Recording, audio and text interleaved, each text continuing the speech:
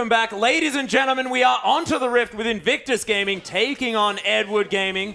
Apologies for the slight errors there, but we are into this one, and it is very, very early on. Pokemon and Koro now just bashing one another at level 1. Flame Spitter doing some work here for Pokemon. Doesn't want to take too much, but let's have a look over the lineups in this early stage of the game, as there isn't too much invading going on apart from these top laners whacking one another. But Pokemon on this rumble against Koro, who managed to pick up that Gnar. You did mention the fact that Koro has shown a lot of prowess on that one, and as Khalilov comes around on this Nunu just to walk up and steal this Gromp with a smite, which he's going to do. Deft aggressively rocket jumping in. There's the flash, actually. Could this possibly be first blood? It is. Deft picks up that one with a flash. Yeah, he still had access to the reset on the rocket jump there, so could play so aggressively. And we should comment that there is the Rumble Java and Synergy coming out from IG right here. Fizz in the mid lane, Corki AD carry, and finally Nami on support. And EDG pulling a bit of a leaf out of Starhorn Royal Club's old book and picking up a gigantic Raise the Puppy comp with the Blood Boil from Nunu, the shields from Janna, and of course that wild growth from Pawn on this Lulu, not to mention his shields. This is going to be a huge Tristana in the late game, and who better to play it out than Deft? Absolutely. I mean, Deft is known as a massive late game carry, and of course picking up an early kill on Tristana right here will only accelerate that power spike that will be seen when we see the big 380 carry items coming through there. So you're correct. We've seen a lot more of this mid Lulu right here, despite all the nerfs. Still very adept at countering these assassins that are so in the meta right here. And assuming he can stay even in level, it's going to be very hard for Rookie to DPS down a Lulu with ultimate. Exactly right. As we have a look over the lineup of Invictus Gaming here, they have managed to pick up that Rumble Jarvan combination for so much early game pressure, as well as Kid being on this Corki. It seems that both of these teams have very clear win conditions, and we'll see who manages to make this one work out. EDG really wanting to stall it to that late game where they get this monster Tristana, whereas Invictus Gaming, they want to fight as soon as possible. And Kid has been one of the Corkis who can regularly understand Corki's power spike and really exploit it in the mid game. Of course, once that Trinity Force and Sorcerer's Shoes is completed on Corki, he can group and push down structures with impunity. And Kid has been one of the best performing AD carries in the whole of the LPL. Someone who's always been in the upper echelon of marksmen, of AD carries, but really never been considered top 1 or top 2, has been really staking his claim to be right up there this season. He certainly is. We actually had a discussion amongst ourselves, and Kid was definitely one of our top choices for AD carry in the Chinese scene at the moment, where there is just such a pedigree for these type of players. Definitely. So Pokemon's really struggling for CS after falling in that early kill. Just picks up his second CS right there, but it's a 1v1 in bottom, and that means the ranged top laner Koro is doing just fine. Yeah, and Pokemon actually, with the wave moving opposite of his direction, a little bit dangerous you might say, but putting a little bit of pressure on Deft to farm under that tower as well, which can be a little bit difficult for the likes of Tristana, who have that explosive shot. But you can see CS very even across our AD carries despite the lane swap. And Kid's going to be very happy in a 1v1 lane just because Corki was always traditionally, even, you know, we're talking way back here when we used to see the AD carries in the mid lane. Corki was one of those champions that scales with both levels and items. So to be able to pick up the solo lane farm, but also going to have easy access to items in the mid game, it just accelerates that mid game spike for Corki.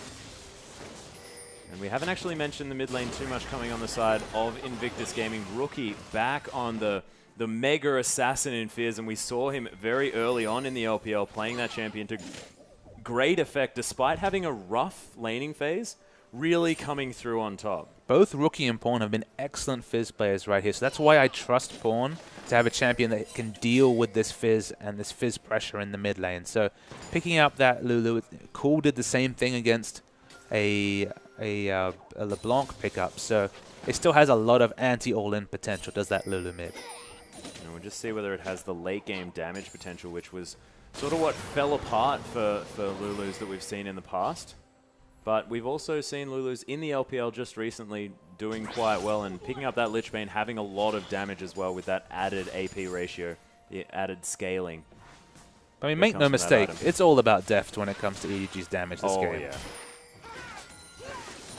And do you think it's a little bit dangerous to have one of these comps where if Deft does get singled out and he definitely can be with the likes of Kakao on this Jarvan and of course Pokemon having such a long-range equalizer to really get the explosive damage down. Is it going to be enough, this protection that he has so far in the EDG lineup? I think you write off Deft at your peril. I think he's such a wonderful late-game carry that if this game goes even or better for EDG, I'm going to ignore the obvious damage fall-off from Pawn. I mean, Koro will still do relevant damage in a team fight, of course. Some high base damage is coming onto those abilities in Mega Gnar form, but if you're ever going to choose a carry to really raise up, Uzi's maybe your first choice, but Deft's not too far behind. Yeah, and this is something we were actually meaning to talk about as well, as the fact that EDG, they did pick up Pawn, they replaced you here. As there is a fight towards the top side of the map, it is going to be Pokemon falling down as this Dragon gets started. Pokemon just getting dived under that turret. Clearlove just capitalizing on that one, but Invictus Gaming with a good trade. Yeah, early 4-man rotation top is swaps with an early Dragon, so they're not actually going to be able to pick up this turret as far as I can tell, so you have to say Invictus Gaming actually picks up the advantage in that situation. Yeah, Invictus Gaming definitely making full use of a bad situation, you have to admit. Pokemon did have that teleport available as well, so can get back to the top lane quickly if he wants to, but decides just to run back up there because of the position of the wave. And Rookie taking some harassment from Pawn, but has a CS advantage. Yeah, realistically, Pawn's just going to clear waves and try and get as many free autos under turret as Rookie tries to CS. That's basically how Lulu versus melee matchups go in the mid lane.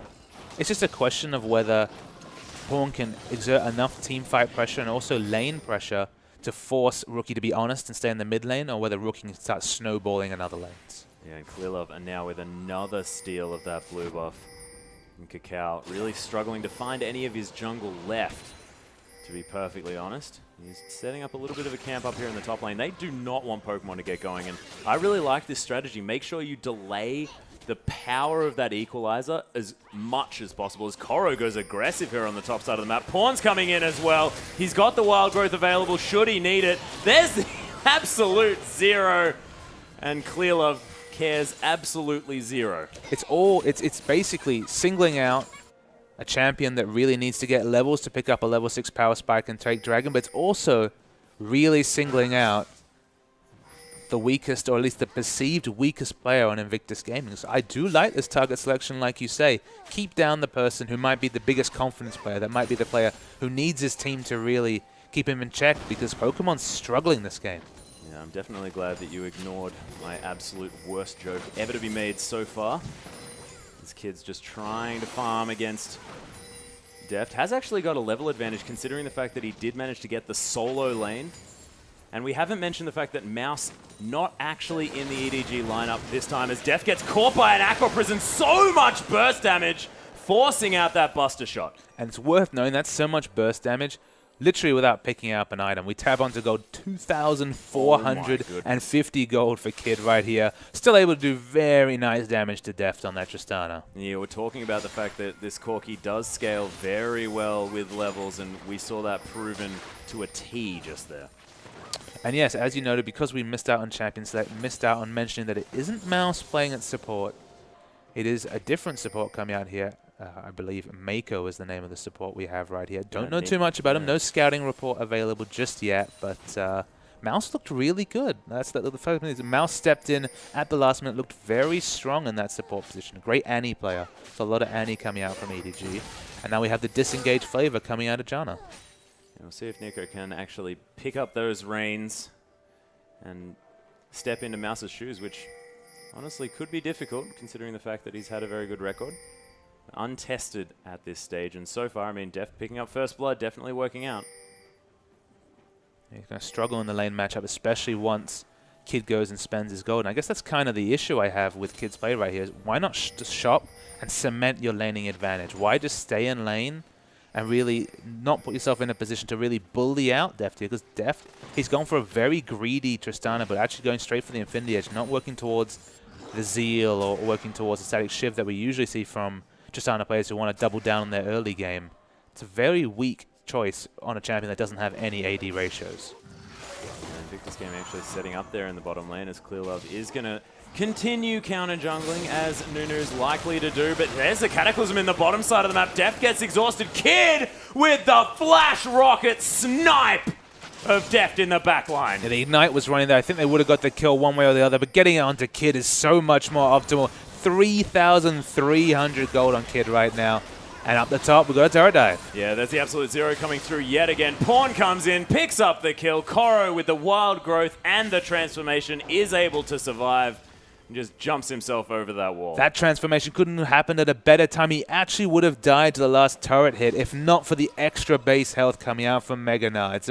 Sometimes they all line up, these health buffs, and you feel great about it. They certainly do, and that's going to mean Pokemon is getting destroyed up here. There's a 5-class tent being set up from Clearlove, and he's in for the long haul, of course. You know, when you've got all those sweet amenities, you don't want to leave that tent. It's pretty sweet up there. And for once, that tent isn't actually in Deft's lane. Of course, those two are friends out of the game. It was the first person he really bonded with on this EDG team, but this time it's Pokemon who's really feeling the wrath of Clearlove's early pathing.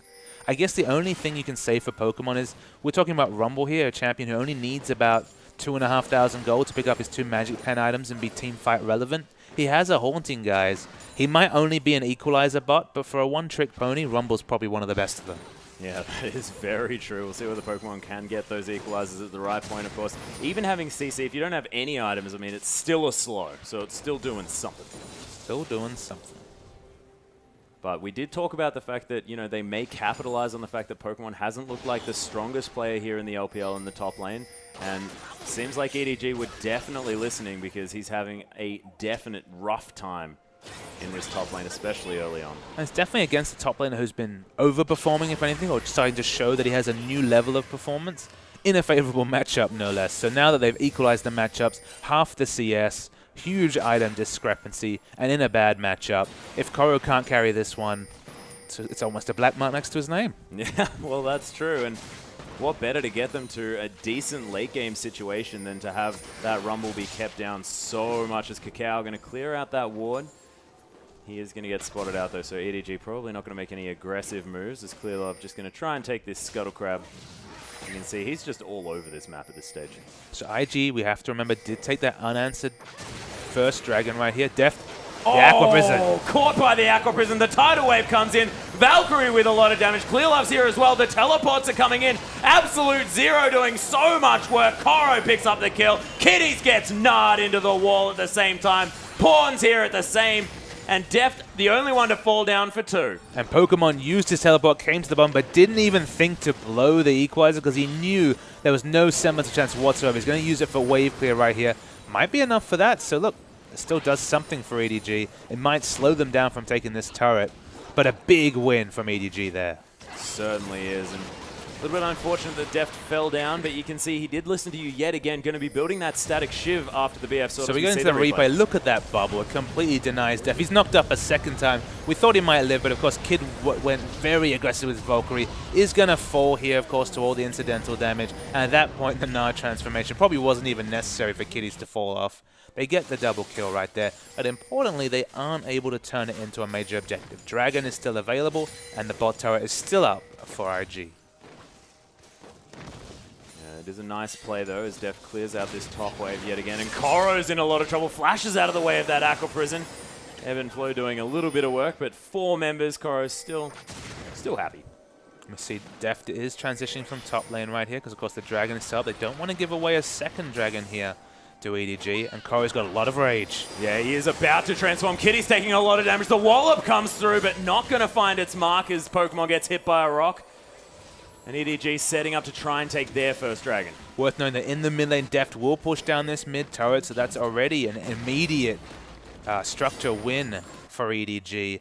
They're happy to just push these structures here. They're not rushing towards the dragon because they know despite how far down Pokemon is, he still has the Equalizer.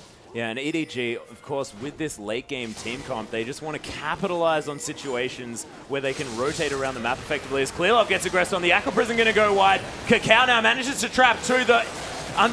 Actually, the ultimate getting stopped early. The wild growth to come through. Rookie taking so much damage there in the backline. He's going to get finished off by Deft. He has the reset. Can jump in if he wants to, but not going to. Nice Equalizer to try and stop the assault. But Deft is up here, gets caught by the Aqua Prison and takes a lot of damage, but it's not going to be quite enough. Yeah, Clearlove's just so tanky on that Nunu. He took so much focus fire, did not fall down. They picked up the exit kill on Rookie, and it should be the first dragon in the game for EDG. Yeah, they did very well. The Consume going to be here as well to keep Clear Love alive as he tanks this one up very easily. 7-2 now in kills in favor of EDG at this 16-minute mark, and 5,000 gold exactly is the lead as Deft makes his way down here. Kid might be in a bit of trouble. He's going to use that Valkyrie just to get the heck out of there. I think that was actually the Buster shot that sort of made him hug the wall a little bit. Yeah, it was the Buster shot coming out from Deft that was hoping to get the mini stun and go for an assassination kill. Remember, he has double shields coming out of Jano and Lulu. So safe, let alone the wild growth that will eventually come in.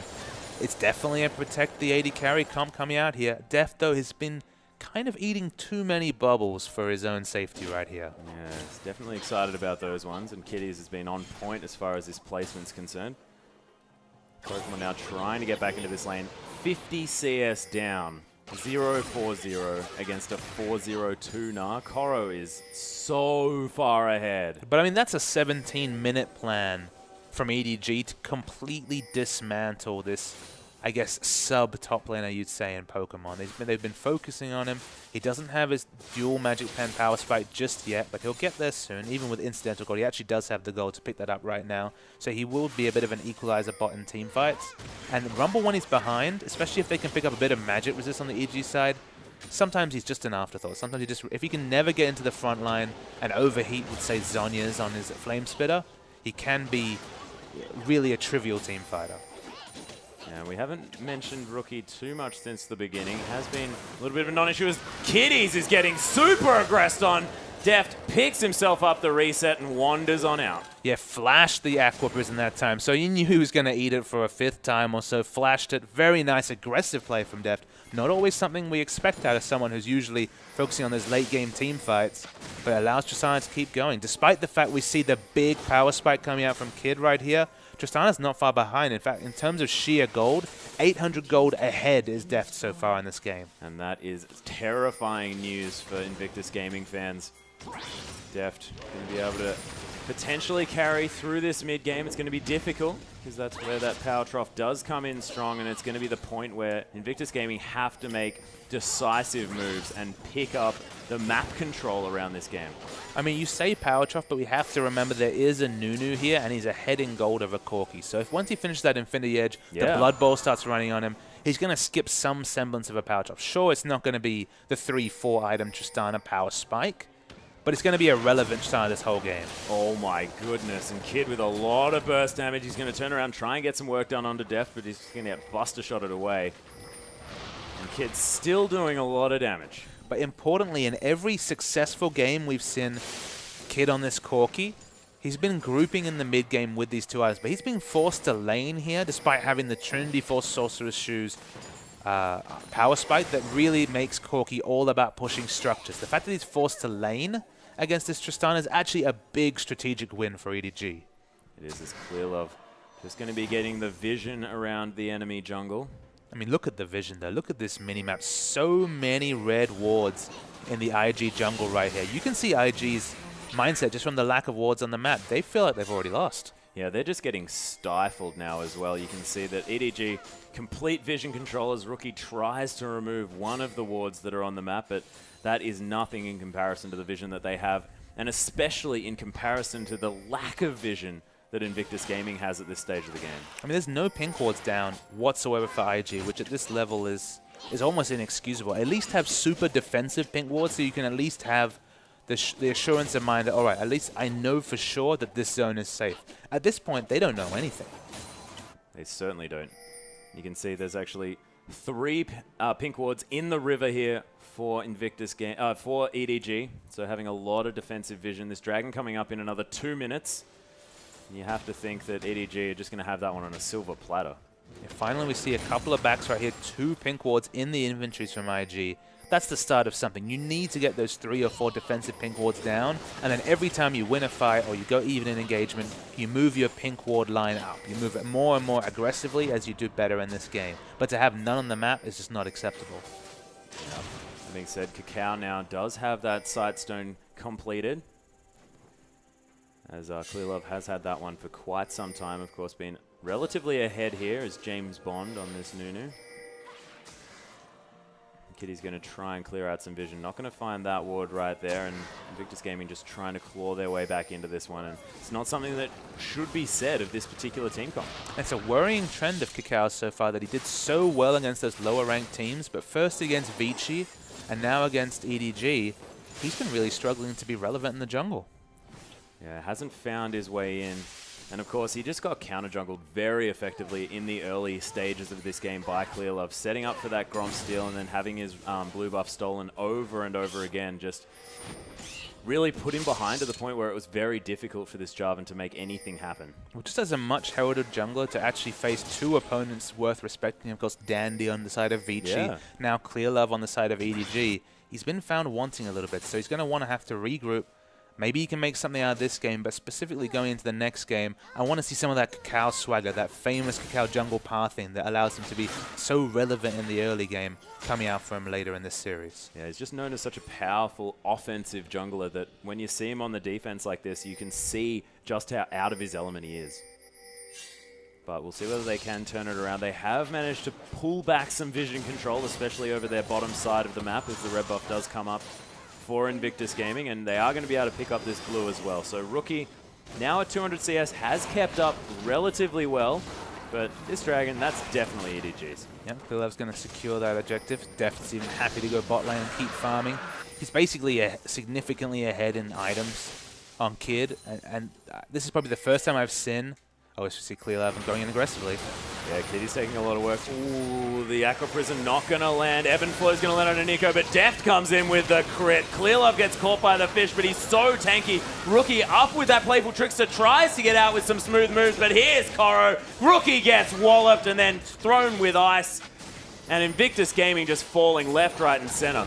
Oh, that Gnar was huge versus two members, stunned up for a long time. Koro may sacrifice himself here, but you can see that Glitterlance doing so much work.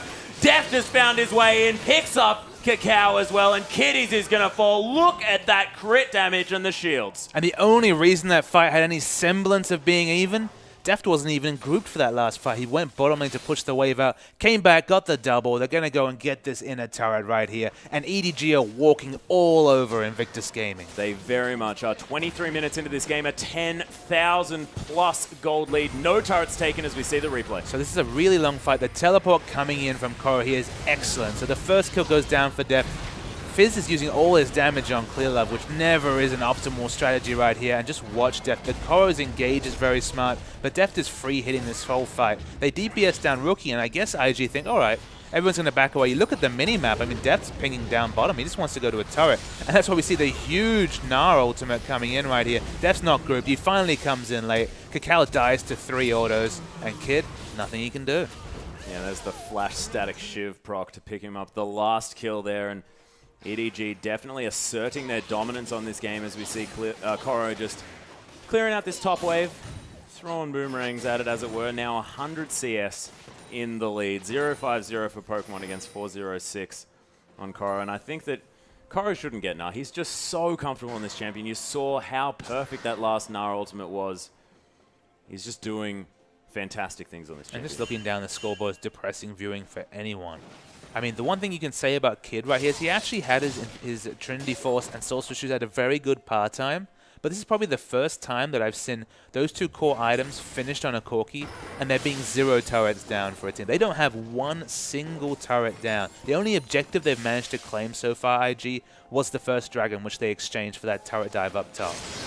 Clearlove actually going to potentially face check, but not going to care about it as Kitties takes so much damage from Deft. Level 13, Tristana starting to do work, picks up the kill, gets the reset, walks around the tidal wave here as well as Kakao takes a bunch of damage, but it looks like Invictus Gaming are potentially going to be able to get out of this one as Clearlove doesn't have Blood Boil on himself just yet. This kid's going to make it over that wall with the Valkyrie. Yeah, Clearlove has no cares in the world. Happy to stand at the front, tank up as many skill shots as possible. He was gleefully accepting the shark in the previous fight just because if he's the one eating it, then the rest of his team's going to be doing the damage behind him. Certainly is. See that tower just getting melted under the weight of Deft's auto attacks, powered up by that BF sword and all of that extra attack speed and damage coming through from Janna and, of course, Nunu.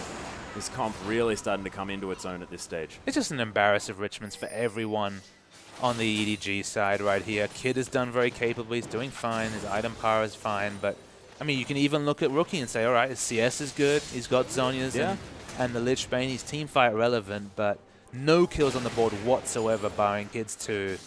And EDG looking massive in every lane. And EDG now have set up their vision around the Baron instead of the Dragon here, wanting to go for that one as soon as possible so they can just take this game over. And you can see Clearlove really wanted to do some work because he's got that Consume. The Consume Smite combo, they're not going to lose this Baron.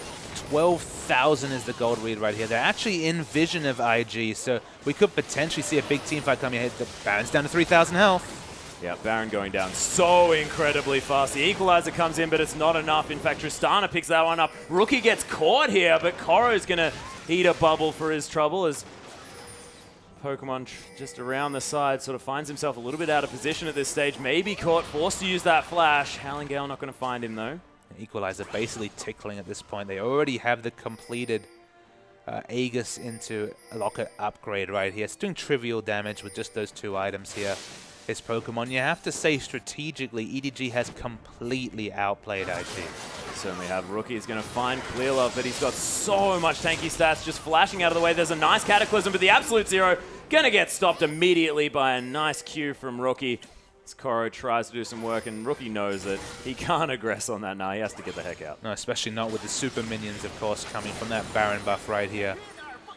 Mako and Deft, I mean, Mako's been very good right here. It's a different flavor of support. We've seen mostly the engaged supports coming out of Mouse, whereas we're seeing the more defensive support coming out of Janna right here. And this is why you trust Deft in these situations. It's if you give him the tools to carry, that boy, if he doesn't have a really bad laning phase, he'll carry. Yeah, the Tidal Wave coming through just to try and zone Pawn here, but he's doing so much work. The Wild Growth on himself, trying to flash out of the way of that Urchin Stripe, but gets slowed down by the Trickster. Another beautiful Aqua Prison, and Pawn does survive for a little bit longer than normal, but Deft, he's in this top lane. He's just pushing relentlessly, and they're going to get an inhibitor out of this regardless of the trade. At this point, IG just looking to improve their KDAs right here. They're happy to let Deft split push.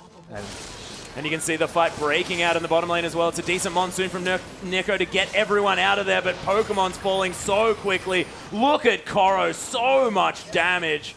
And he can just tank for days. That bounce to come through. Now chasing Kitties. Has that Hyper Form in that little Gnar. And Kitties is just getting destroyed while Deft takes down the entire base. I mean, IG's thrown in the towel here. That much is clear.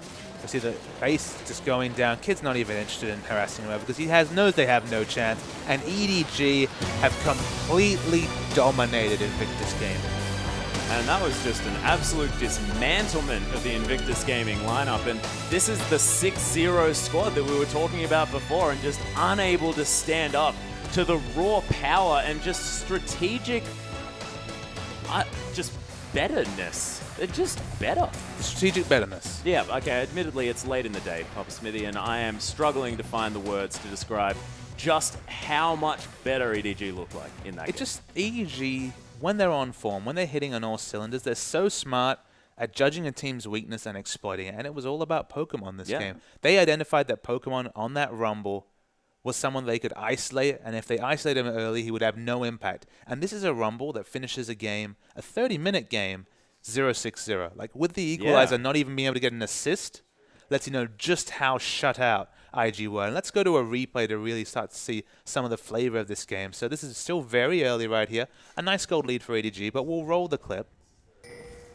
It looks like standard laning, but of course we see on the minimap a lot's coming ahead. The bubble and then the ultimate onto Deft. He basically gets DPS down instantly, but Kid goes so aggressive to pick up the kill that he falls to the absolute zero coming from Nunu. And this is where Pawn coming into the fight is going to change things. Koro's teleport is important. Pokemon's teleport is completely wasted. He didn't even use the equalizer here because he realized it would have so little effect on the team fight. So it's just that rotational play. They were always in the best position to use their tools.